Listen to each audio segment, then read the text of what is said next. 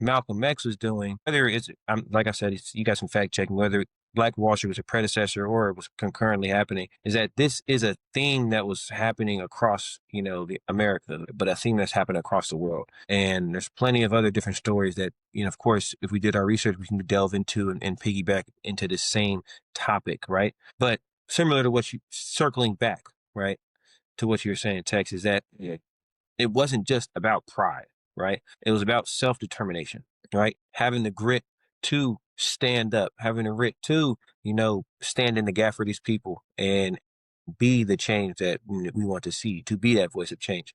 Malcolm taught us that we don't need to seek approval from a system that's been designed to oppress us. His advocacy for self reliance, for Black people to control their own communities, economy, and future, it still resonates today, to this day. And we're still fighting for that autonomy in many ways. And that's why we are talking about him still, because it's still going on, and his teachings, his doings. And it's important to remember that for all his radical rhetoric, Malcolm X was deeply committed to justice. He believed in equality, but not at the expense of our dignity. His message wasn't about hating white people.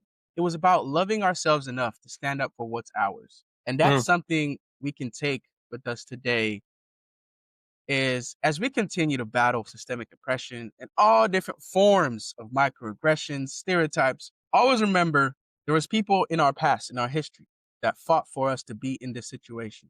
And it's important to recognize it's not about you.